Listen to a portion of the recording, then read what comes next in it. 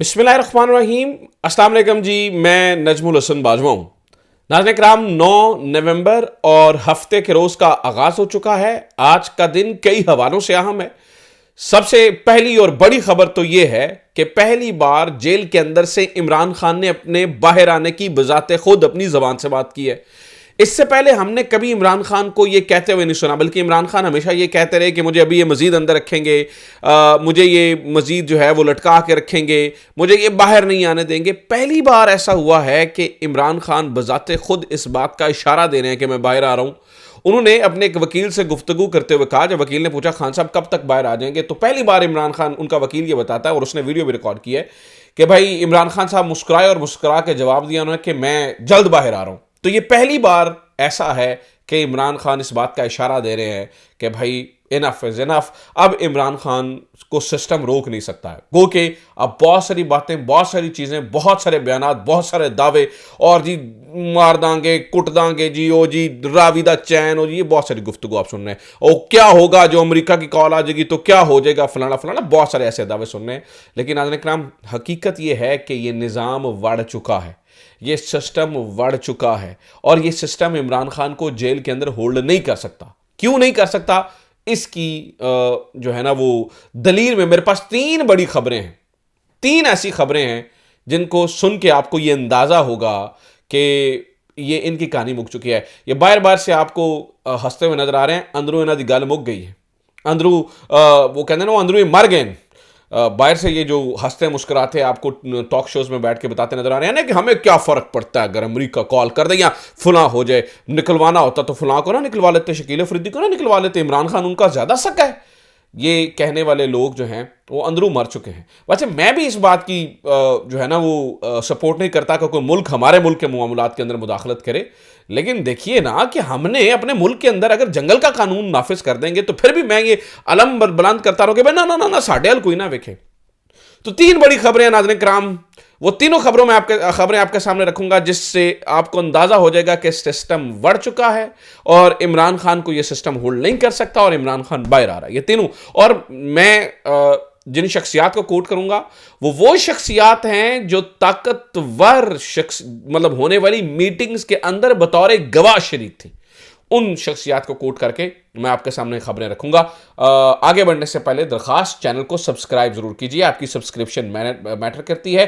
Facebook पे देख रहे हैं तो फेसबुक पेज को फॉलो जरूर कर लीजिए, और कमेंट्स, आपके कमेंट्स बहुत मैटर करते हैं। मैं अक्सर आपके सारे कमेंट्स पढ़ता भी हूं, ठीक है। तो बल्कि अभी मैं ये एक नया सिलसिला शुरू करने वाला हूं कि कमेंट्स के ऊपर रिप्लाई भी खुद दिया करूं, टीम को ना कहूं कि रिप्लाई करें, आपको खुद ही रिप्लाई करूं। तो आपके कमेंट्स मैटर करते हैं। कमेंट्स, लाइक्स, शेयर जरूर कीजिए और सब्सक्राइब जरूर कीजिए।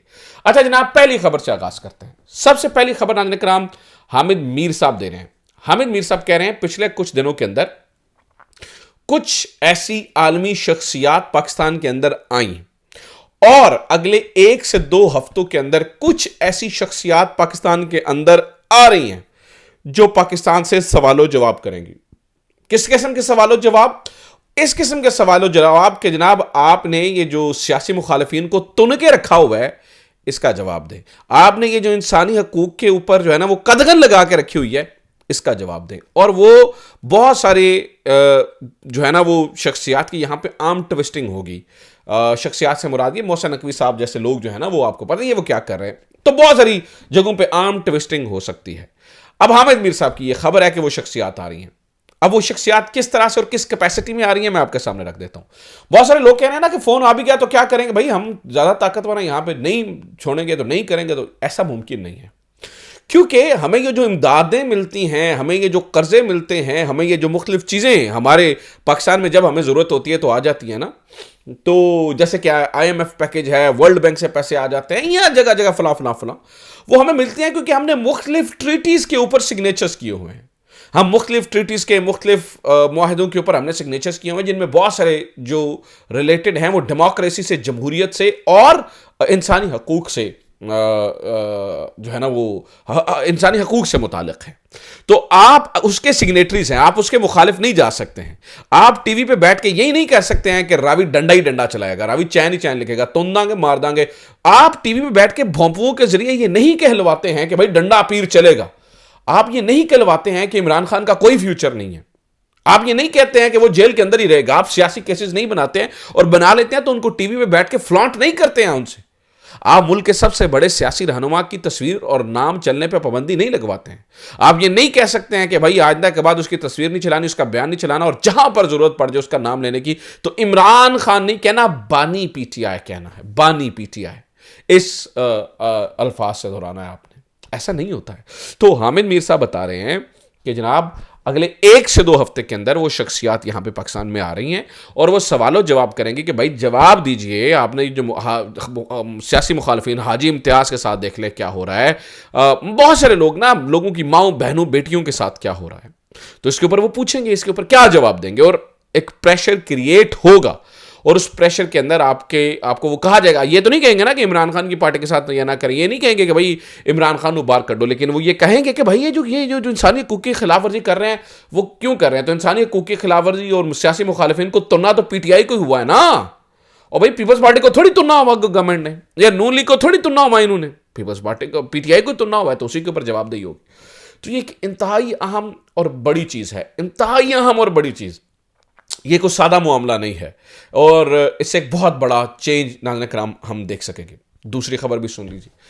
दूसरी खबर नाज़रीन कराम उस अहम तरीन शख्सियत के हवाले से है जो कि इंतहाई अहम मीटिंग्स की गवाह रही, मुशाहिदात की गवाह रही। आपको याद होगा कि मोहम्मद अली दुरानी साहब जो है वो सबसे पहले एक्टिव किए गए थे, मोहम्मद अली दुरानी साहब और वो एक ग्रुप जिनको ये कहा कि इमरान खान और सुलह करवाई जी, इमरान खान और इस्टेब्लिशमेंट के दरमियान, इमरान खान और इस्टेब्लिशमेंट के दरमियान सुलह करवाने के लिए सबसे पहले नाज़रीन कराम यही ग्रुप एक्टिव हुआ था। आपको ज़हन में होगा, आपको याद होगा।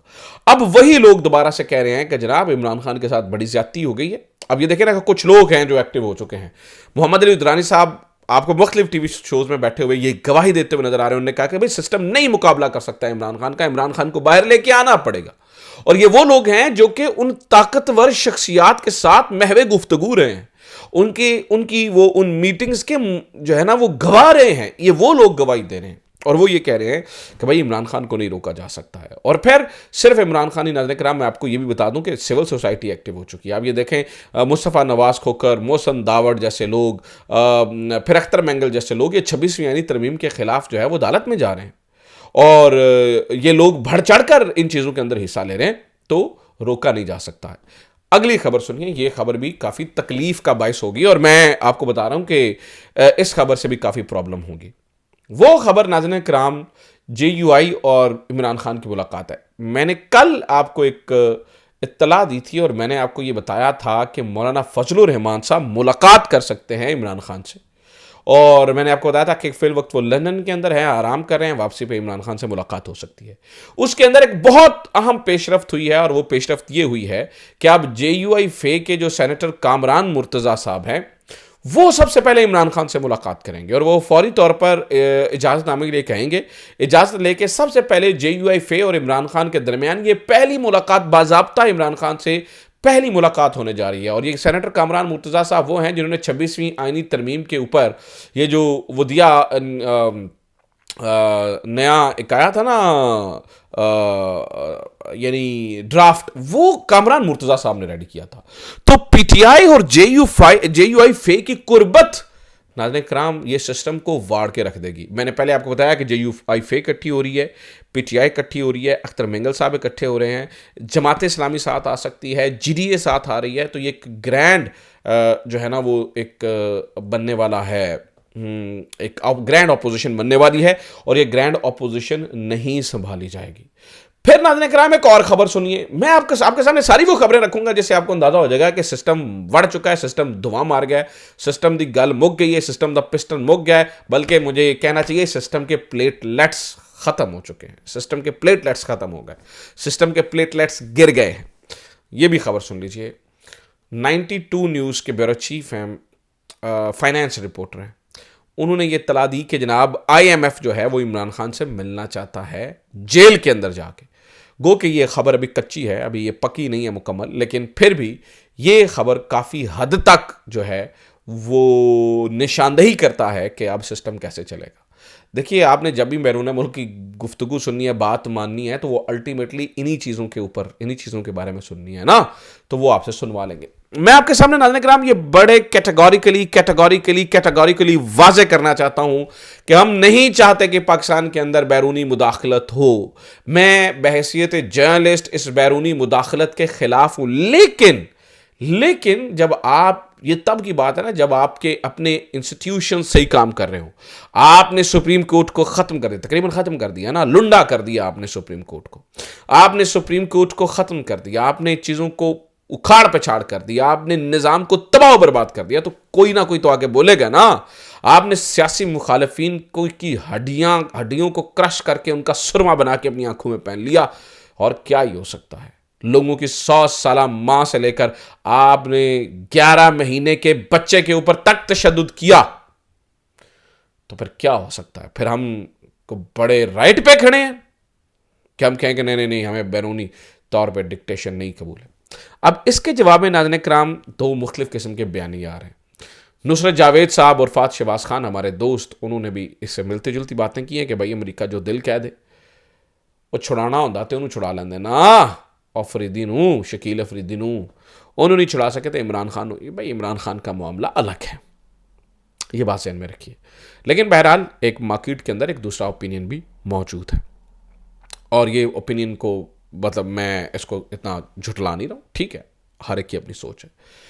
जनाब वाला सूरत हाल हमारे मुल्क की ये हो चुकी है कि कल एक डाकू के मरने की इत्तलात आई और बताया गया जी डाकू शाहिद लुंड बलोच, ये कल एक पुलिस मुकाबले में मारा गया। पूरी कौम अफसुर्दा है उसके ऊपर, दो वजूहात से अफसुर्दा है। एक, असल डाकू तो दंदनाते फिर रहे हैं, और दूसरा, उस शख्स की वीडियोस हम देखें तो पता चलता है, जो वो खुद बताता है कि मेरे साथ बड़ा जुल्म हुआ।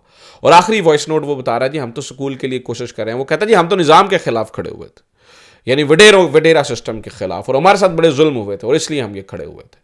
वो असल ਜਿਹੜੇ कच्चे दे डाकू ने उत्थे ਇਹ ਵਜੇ लोगों ਨੂੰ ਤੁਸੀਂ ਭਾਈ खिंची जाओ। तो पूरी कौम देखें ना, पहली दफ़ा किसी डाकू के मरने पर पूरी कौम अफसोस कर रही है। क्यों? क्योंकि उन्हें पता है कि असल डाकू तो डाके मार रहे हैं और गरीब डाकू पुलिस मुकाबलों में मारे जा रहे हैं, फ़र्क तो पड़ेगा। बहरहाल ये अब तक की कुछ इतलात हैं, ये अब तक की कुछ ख़बरें हैं।